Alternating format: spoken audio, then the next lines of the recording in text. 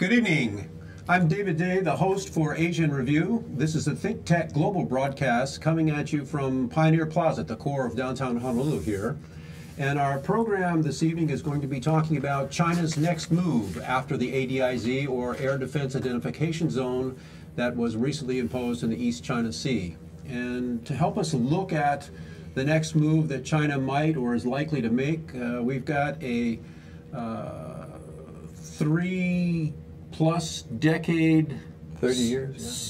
Semi-old China hand, Mike Sikarsky. Mike, it's nice to have you back with us on the program. Well, David, it's great to be here, and finally this week get to see you face to face and have a real conversation. What he means, ladies and gentlemen, is that we started this program, or this series, if you will, on the China ADIZ last week. And you can go back into the Think Tech archives if you missed that show and pick it up, because in that program we talked a lot about the zone. We talked about the crowded conditions in the region there, and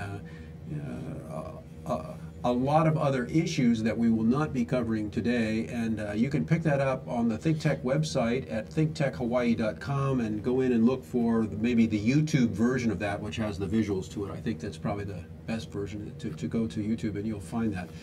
But today we want to do something a little bit forward-looking, something that maybe you haven't seen in the media, at least we haven't seen in the media, and that's to look at what's behind the Chinese mindset. What are they thinking about? What's their strategy? Because they have been successful at establishing this air defense identification zone in the East China Sea.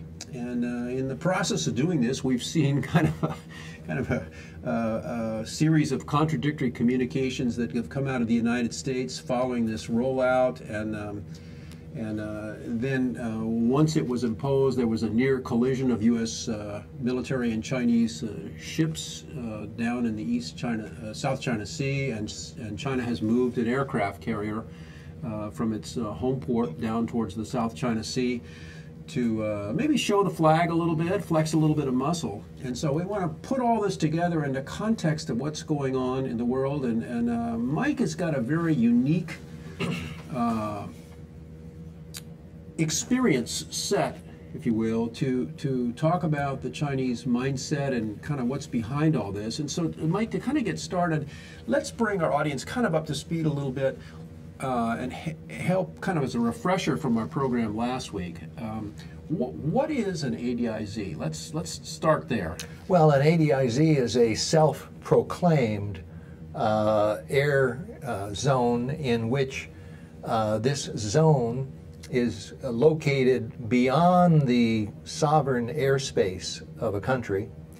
And the purpose of that extended zone is to identify aircraft before they enter sovereign airspace. And it's not a no-fly zone. It's interesting because it's not a restricted zone. Yeah, but our media has kind of treated it as if it was a no-fly zone. Yeah, there's a lot of misunderstanding as to what an ADIZ is. It's kind of a soft, mushy zone for, as I say, early identification. It's not until an aircraft would get into sovereign airspace that there'd be a serious issue. You don't shoot down aircraft in an ADIZ. As I say, they're self-proclaimed, and they can come and they can go. Does it have any kind of legal significance at all? None at all. It has no legal, it's not legally binding. Again, because it's unilaterally proclaimed, it's not considered part of any international convention or treaty or protocol. Mr. Producer, would you bring up so we can show the audience visual number 4, if you would.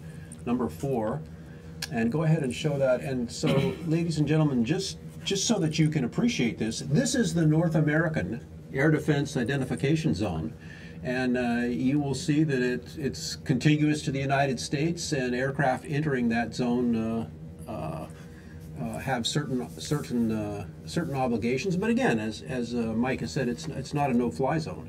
And then, Mr. Producer, if you could go back to the camera with Mr. Sikarsky for just a second. Let's just focus on Mike for a moment here.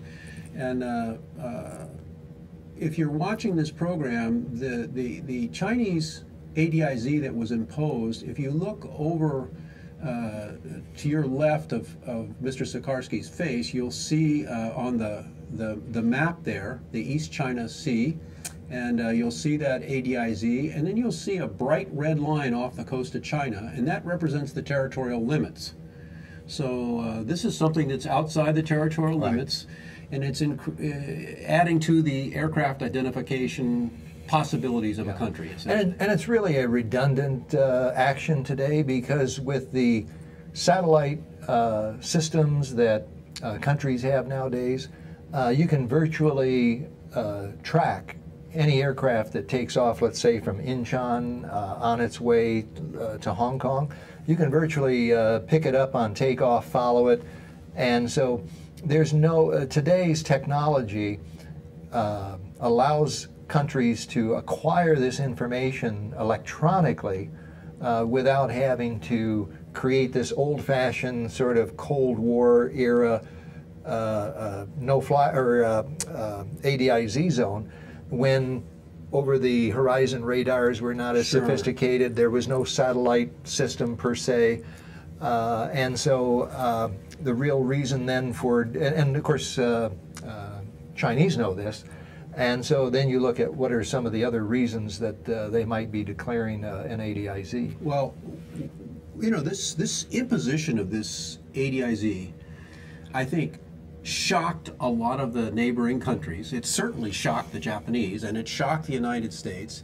And why is there a shock value to this then? Well, because the announcement was sudden and it was overnight. It's the kind of thing you'd see from North Korea, Cuba, and you're talking about the suddenness. Yeah, the suddenness and coming sort of from out of the night, if you will. Why do they do it that way? Why is this? Because if it has no legal effect, why wouldn't they announce it ahead of time? You know, on March 1st, this is the way what we're going to do, and so forth. What's the reason for this? Well, I equate it to making political noise, and in China, noise or sound level, the volume of sound level, is used as a sanction. It's traditionally been used as a sanction for controlling civil society, as well as in war and combat. What I mean by that is, if you're walking down the street in Beijing and you enter an area that maybe you're not supposed to be in, or you shouldn't go any further, the guard is going to shout out. Okay. Now, depending on how loud he shouts, that tells you the seriousness of that situation. So if it's a hey, then it's more of a warning, like, you know, watch out. Okay. And then if it's a hey, then you know you're getting into an area that they don't want you to be in. And then, of course, there's the big full-throated, you know, hey! And that means you're now in whatever you're in trouble situation or area that you're not supposed to be in, and you should stop. And noise is used as a sanction rather than force. So the expectancy is that you will respond to appropriately to the level of noise. Same thing with war. Gongs and cymbals and drums and whistles and so forth are also to create levels of noise to disarm, if you will, the enemy. So noise is really a weapon. It's a weapon. So I consider this to be political noise, in that the suddenness of the announcement and the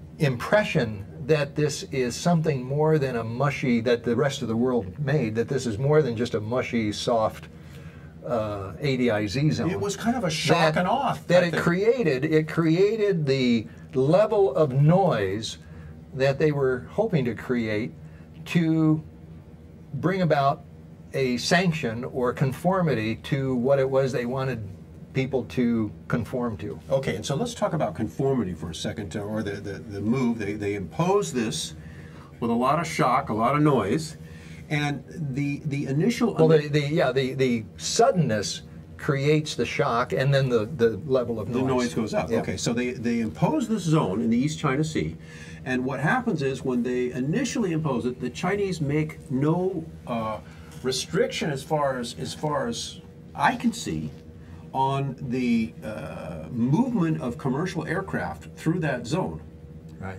And as a result of the success of the noise, surprisingly, we have self-regulated ourselves. Self-regulated so that the noise worked. Right, exactly. So now commercial aircraft from 19 countries of 55 airlines, but for JAL, ANA, and I guess now the Korean airlines are conforming, are all doing their registration, Right. which the Chinese did not intend. So they got a huge bonus Right. by the way that this was imposed. Right. Okay, let's move to a different topic, Mike. Why did they do this? Well, I think it's not the airspace that they're concerned about. It's to claim actually a vertical space, if you will, that includes airspace, but then the surface ocean and under the ocean, which is thought to be a bed of a wealth of materials and natural resources. Okay, so Mr. Producer, let's go to ADI photograph or visual number 1 for a second here. So this is this picture, Mike, is a map, and you can see the overlapping. The Japanese ADIZ overlaps with the Chinese one, and in the middle there is a important resource area in the dark gray. That's the big gas field that's thought to be there. And then Mr. Producer, number 2. And this is what you're talking about. This is the underneath that vertical claim are the Senkaku or Diaoyu Islands. Right. And somehow the control of those islands impacts the resources under the seabed under international law. Right. And that's precisely what you're talking about. That's right. And as I've said earlier, and just to reiterate last week, if you look at the configurations of the different ADIZs, whether it be the Chinese, the Japanese, or now the South Korean, they all have these really unusual shapes that look like gerrymandered congressional districts in the United States. That's right, they do. And it's, of course, to outline the mineral beds and the gas beds. So that with no legal effect, the imposition of this, what you're saying is the imposition of this zone has a political, psychological step 1. Right. And ladies and gentlemen, it's the step 2 and 3 and thereafter that we want to get to. And we'll do that after the break. You're watching Asian Review's China's Next Moves. After the ADIZ, our special guest is Michael Sikarsky, and I'm your host, David Day, and we'll see you on the other side of the break. We want to thank our underwriters. Hawaiian Electric Company and its affiliates Maui Electric on Maui and Hawaii Electric Light Company on Hawaii Island are deeply committed to the communities they serve.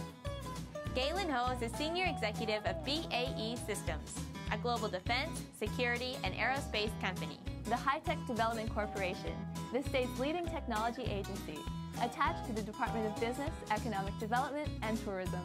Castle and Cook Hawaii, with a time-honored legacy that spans more than 160 years and revolves around its mission of investing in Hawaii, creating communities, and providing for the needs of our state.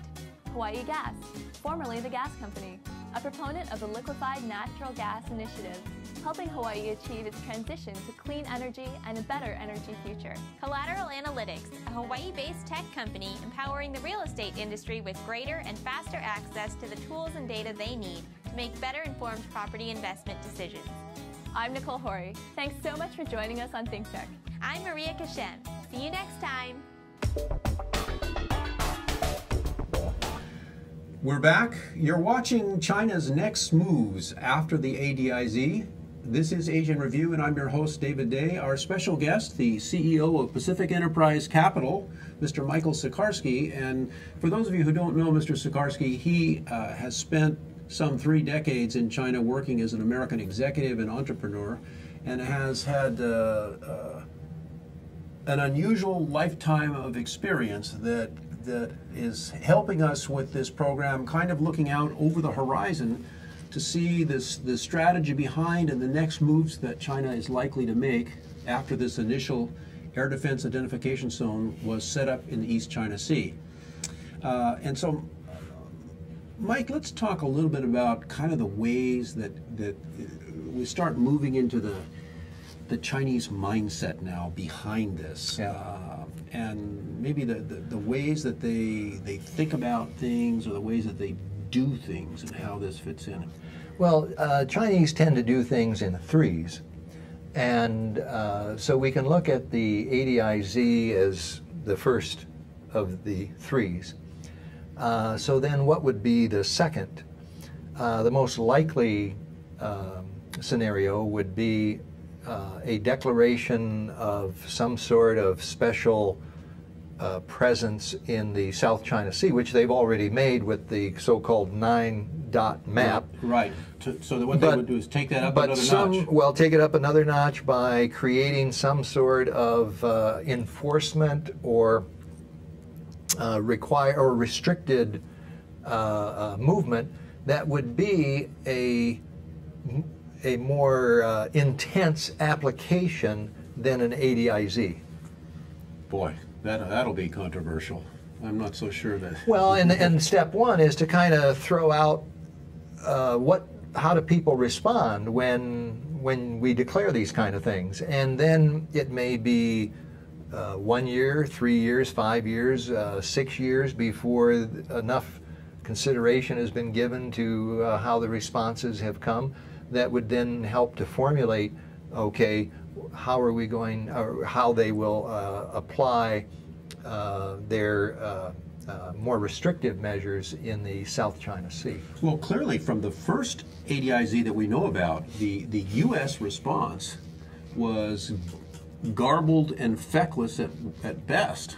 Hopefully we will also learn from step one in what our responses, what the appropriate responses should be. But yes, I think from their perspective it was successful because of the sort of confusion, and that's part of what the suddenness of the announcement is intended to do. I mean, we almost got, effectively, as between the Department of Defense and the State Department, we got a statement to the Japanese government that said, well, if you like your islands, you can keep your islands. Mm-hmm. Something, right? Something like that. Right. And so what you're kind of forecasting or talking about is the possibility that step two is an ADIZ plus one. Or plus two. Plus 2 or 3, yes. Yeah. And maybe not an ADIZ as we think of ADIZs, but some other type of application intended to restrict or control movement that is more forceful than an ADIZ. Well, you said earlier that the Chinese tend to do things in threes. And so let me take you now to the much more difficult question. What do you see the third step or the third level might be then? Yeah, I think that's where we get into the more problematic issue of what could that be. And my sense is that there are a number of territorial grievances that the feeling is need to be resolved, and that the next area of concentration may be more, instead of outward toward the sea, may be in the opposite direction, toward Russia, toward Central Europe, Central Asia, and certainly Mongolia.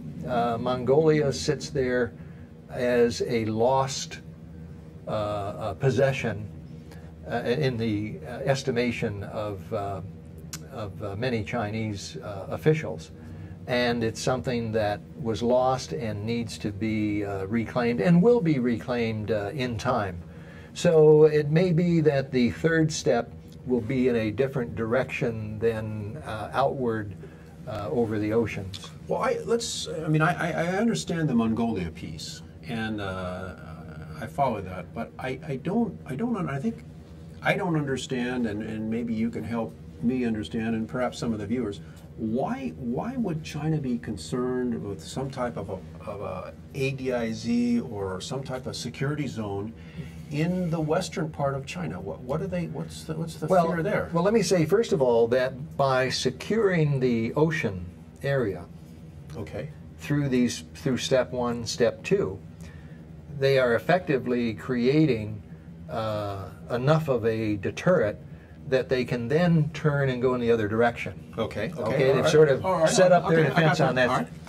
And the reason they would, if it's toward Central Asia, the driver there is the concern about Xinjiang province, because Xinjiang province is the area that is most susceptible to conflict, and already is engaged in conflict within the borders of China. The ADIZs are looking outward and keeping people out of the yard, so to speak. But Xinjiang is actually in the house, if you will. And so if the movement is toward to secure Central Asia, which they're doing now through the Shanghai Cooperative Association that involves China and Russia and the Central Asian countries. And that's because of the security for interests, I mean for energy. Well, yeah, Xinjiang is a treasure trove of resources, energy. It's also, of course, the crossroads. But Xinjiang's now a very important part of the Chinese economy and Chinese resources. Well, is the government in Beijing worried about some type of Islamic problem in its western? Well, absolutely. And I had a Chinese official tell me as we were driving across Beijing. These things always happen when we're driving across Beijing, and I don't know why, but I guess because it's informal. But he turned to me and he said, Mike, and this was back when the U.S. involvement in Iraq was still very much active. And he turned to me and he said, Mike, when your war in Iraq is over, our war in Xinjiang will begin. Really? He said, we know that, we're preparing for that, and the implication was the longer you can keep these Islamist radicals tied up in Iraq, it gives us more time to get prepared for Xinjiang. The Chinese view is that when things kind of calm down in the Middle East a little bit, they're in the on-deck circle for the next hit? Well, they are, and of course what has changed the schedule is Syria. No one anticipated that Syria would become what it has become and would attract the international Islamist radical movement as it has. So now that's bought more time for China to prepare for what they anticipate will happen in Xinjiang. But so once Syria is over, if there's no other conflict, then that's when they expect the real conflict in Xinjiang will begin. Well, this is related to the topic, but off slightly. So what you're talking about is the Islamists in the Middle East. Their goal is to create something like a crescent of influence, a caliphate, if you will, radical Islamic caliphate that stretches across from what?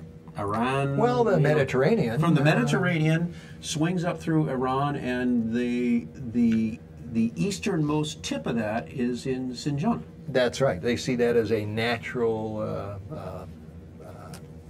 area for the center of the caliphate. You know, let me try one other thing. Just a thought occurred to me. You know, you were talking about this third step, Chinese doing things in threes, and what might follow after a South China Sea ADIZ. China has just landed a rover on the moon.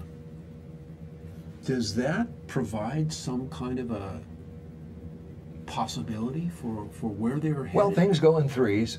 Okay. And so you wonder, is this step 1 or step 3? But let's assume that it's not step 3 yet. And so now it's interesting to consider what would be step 2 and step 3. I don't think the Chinese interest is to drive their vehicle around the moon, take some samples, and go away and plant the flag, and that it, and then plant the flag. I don't think that's the sort of action or attitude that you typically see when China invests in doing something like that. Certainly, it has value from international prestige standpoint. Okay. And it also builds up interest in China for science and technology, just like our own space program in the 60s and 70s inspired a lot of young people in America. The space program in China inspires a lot of young Chinese, and that helps to encourage the growth of science and technology, not necessarily for outer space, but it might be medicine or some other area. So there are those benefits to it, obviously. But again, also they are not going to invest in something like that without some additional expectation or return from being on the moon. Are you hinting at the possibility of an extension of China's exclusive economic zone on to well, the let's moon? look. Well, I'll tell you what. 2049 is the centennial of the founding of the People's Republic of China. And the Communist Party has already laid out a blueprint for where they want to be in 2049. Okay. In terms of achievement, in terms of political standing and global respect. And and that's only, what, 35 years away? Maybe 34, 35 years away. So that's not very long. Right. That's almost as long as I've been in China.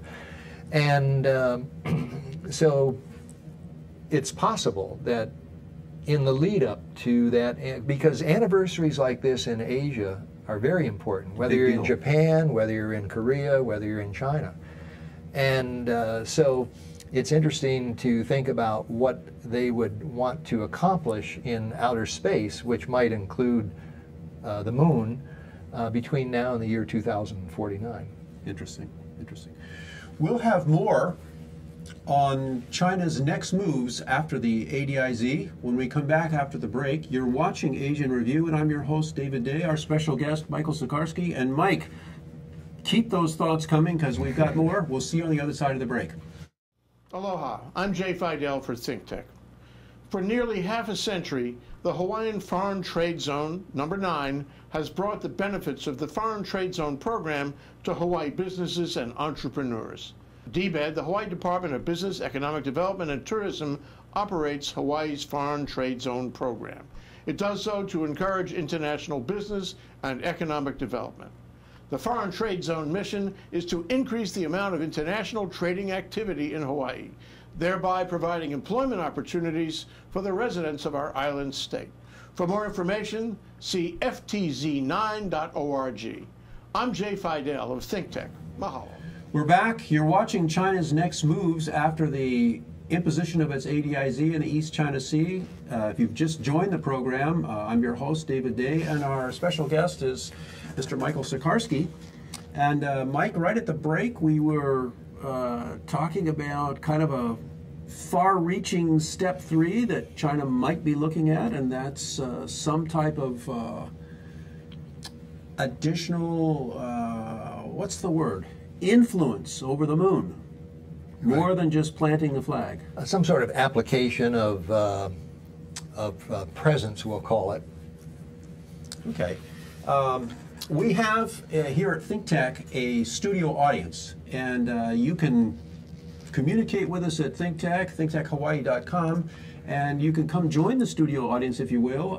You can always join the conversation by calling us at area code 808-780-9254. But we do have a studio audience today, and so we have a question or comment from one of our members in our studio audience. Sir, would you give us your first name? Dong. Dong. And maybe move the microphone. Okay. Dong, you had a question or a comment? Well, I have a minor question because just now Mike was talking about, if I heard you rightly, you were talking about earlier. I mean, not about the moon yet. Earlier, when you were talking about China would be moving to the north part, after this ADIZ is well established and other things are done. You said China may be preparing already, if I heard you correctly. You said reclaim Outer Mongolia? Yes. What made you think that way? I mean, I'm because I'm curious. I never thought about that. Okay. Yeah. Before you answer the question, so Dong, you are from where? From Beijing, originally. You're originally from Beijing, and your home now is where? My home. I currently live in Hawaii. You live in Hawaii. Okay. So for our audience, I want to make sure that you heard the question. Dong's question was, why are you concerned about Mongolia, Mr. Sikarsky? Why would that be on China's hit list? Yeah. First of all, because of the history of the relationship of Mongolia to China, being in the orbit of tributary state, and then also in discussions with another Chinese official who indicated that they, meaning his particular bureau, is looking at how to, I wouldn't say draw up a plan, but how they're looking for principles, developing principles to begin with, for reclaiming Mongolia. And that's something that was told to me personally. So that's the origin of the remark that I made. So Dong, does that answer your question? Yes. Okay. Let's. You know what I want to do is you've raised, Dong, a very interesting point. If we take the issue of Mongolia and we expand it that you've raised, if we expand it just slightly, we come to an issue of past grievances. The attitude in Beijing that there are things in history that we need to fix, we need to repair. We can't live with things as they are. Is that something that factors into this whole equation, Mike, of what you see China doing in terms of making next moves? Yeah, and I think this goes back to something we talked about last week, and that's the fact that for the last 2,500 years, China's relationship with the world has been one of superior, inferior, they being the superior, others being the inferior, and paying tribute as a result of that position. So that would get us Mongolia and certainly some of the Central Asian countries and Vietnam and a number of others. And then China has 100 years of having an inferior or subservient position to the world. There's never been a time when China has had an equal position or has embarked on any sort of alliance or combining of resources to, over a long period of time, to accomplish a multilateral task. So it's been either or. So you have 2,500 years of superiority, you have 100 years of inferiority, and the gravitational pull of 2,500 years is tremendous in contrast to 100 years of inferiority. So the sense of place and what that proper place is a very natural sense, not scheming, not imperialistic, not. I think there's a very almost like a pure, manifest destiny. exactly, almost a pure natural sense that we are writing our place, and it's just natural that we resolve these issues and continue on where we've been going for 2,500 years, and that this 100 years is really an anomaly and just a blip, and we need to continue on. So that, I think, is something that you could almost say is in the soul of many people in China. Now, how they do it, there's a lot of different, different opinions and different ideas. China's a very diverse place, and so they share the soul or the sentiment, but how that would be accomplished and when it would be accomplished is something that there's a lot of difference in China about. You know, as you're talking about this, I'm thinking of the whole concept of American exceptionalism, and that's got, at best, 300 years of history behind it, and look how proud and how sometimes arrogant we are as Americans. Sure. As a consequence of that. And if you flip it over on the other side and say, okay, instead of 300 years, we'll give you 2,500, I can see where you're talking about, that is a concept that has got to be just burned in the mental hard drive or the soul of the country. And what Americans, I think, and I probably can include other foreign people, what they don't understand is the tremendous suffering and exploitation that China experienced for 100 years. And I'm thinking of a project to illustrate that. And the project is to take a outline map of the United States and superimpose 100 years of foreign domination of China on that outline map in sequential events to illustrate how we would feel and what our belief would be now about our place in the world, and how we fought back, as the Chinese did, from domination to where they are now. And I think that exercise would help people to understand China's view of their place, what it was, what was lost, how they overcame tremendous odds, and now they're coming back, marching back, moving back, continuing on that path. So what you're saying is the attitude inside the Chinese mind is, we're just going to acquire or recapture what is historically rightfully ours. Yes, and of course it's interesting as to how that will happen. Whether I don't think there's the idea of establishing very hard, the map of China is not going to look in 2049, its influence exactly like it did in 1249, let's say. But through economic means, there's so many other means now besides just the raw territorial the geography. Okay. I mean, just media alone is a way of dominating an area, and we see that in our every day. Well, in the U.S. here. Yeah. So you've got media, you've got the economy, you've got culture, you've got a lot of the so-called soft power applications today that did not exist back then. What is with this attitude burned into the soul, if you will, this 2,500 years of being top dog? What, in your experience, Mike, what do the Chinese think about our American military, our Pacific Command and America? Well, what's the attitude in Beijing of the government officials or the military officials? I wouldn't necessarily, just to qualify, I wouldn't necessarily single out the Pacific Command. We'll talk in general about the military. I think three things. Number one, you're going to do the China thing. I'm going to do the China thing. 3 things. Exactly. I've got 30 years of doing 3 things. It drives my wife crazy. And as soon as I say number 1, she's already, can you get to number 3? Anyway,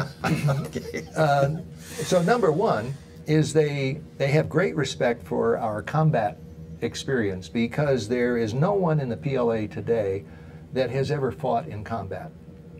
That's right. I hadn't thought of that. And so there's this internal, at night when they're sleeping, and I know this because I know PLA people, and there's this kind of internal thing at night when they confront, are we really going to stand our ground? Are we, when you hear that phew going by, am I really going to stand there or stay there? And so they've got great admiration for the fact, in fact, envy among some general officers that we've been able to engage in combat, and they, meaning the general officers, right, have not. And there are general officers in China that would sort of give anything, so to speak, to be an American, be a combat commander. Veteran, okay. Okay, yeah. They want to be a combat commander. So there's that element of respect. They respect our technology, our military technology, and I think the estimate is generally we will be superior in technology for maybe another 30, 40 years. If we go back to 2049, 34 right, years, 5 years from now, hopefully they want to be at a technology level with at least equal to our, so they admire that. But where there is a loss of face or a loss of reputation is in the personal value system of the American military, meaning scandals, the scandals that we have in the American military.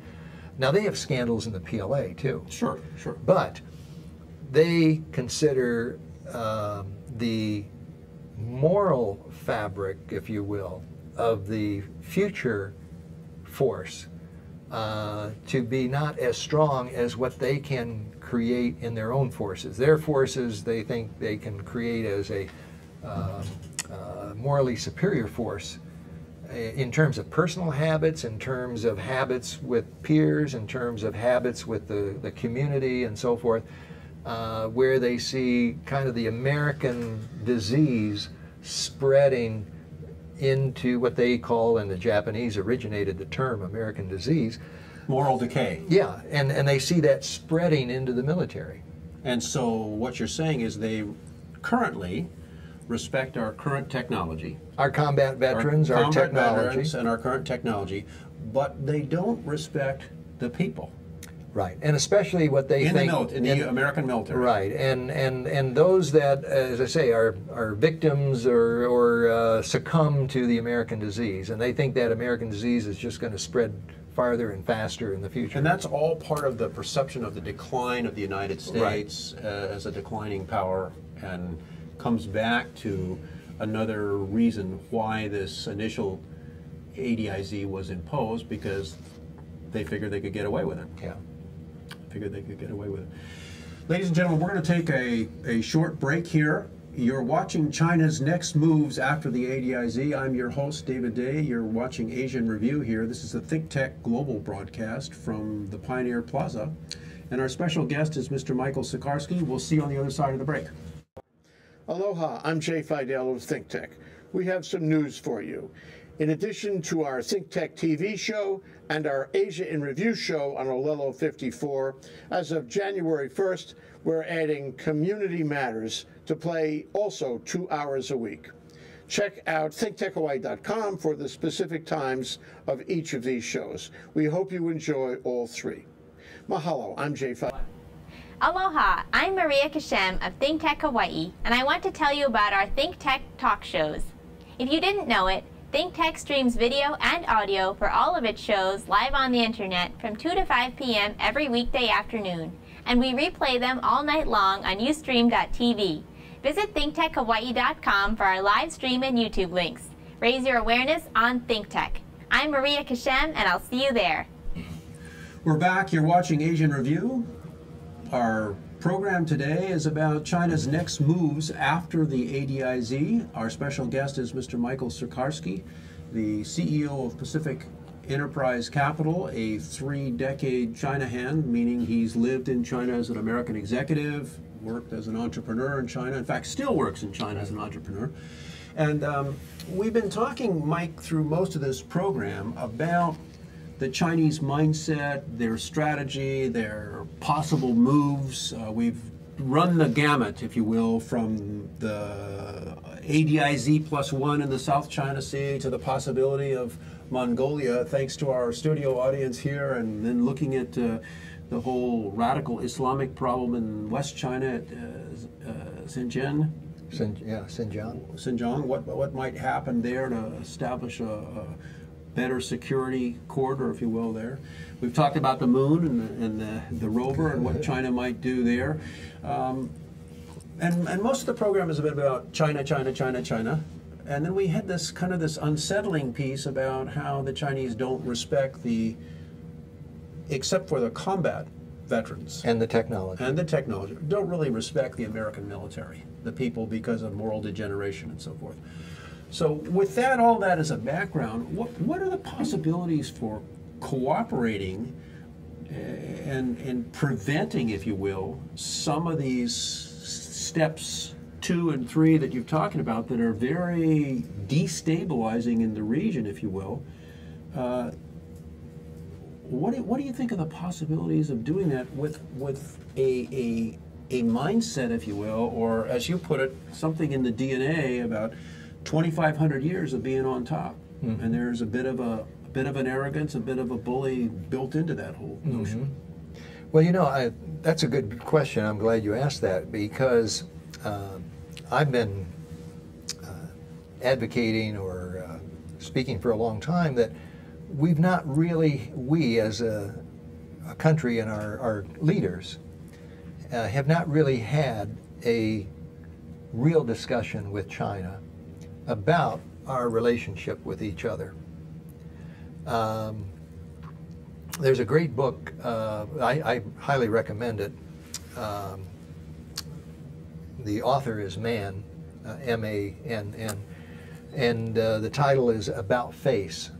And it's a study of American presidents from Reagan up to and through the first 4 years of the second Bush administration. And the reason he titled it About Face is it has 2 meanings. And the first meaning is that the relationship between the U.S. and China is about face. You have saving face. Saving face, okay. Right. And then the other meaning of the title is that in his view, as he develops in his book for each president either when that president was campaigning or in the first year of his administration, made declarations about how they were going to deal with China, and they were going to write this, they were going to write that, they were going to call China to task about this and that. But in fact, when really confronted with the opportunity, did an about face. Chickened out. Walked back, yeah, about face, turned around and backed away from what they had said they were going to do during the campaign.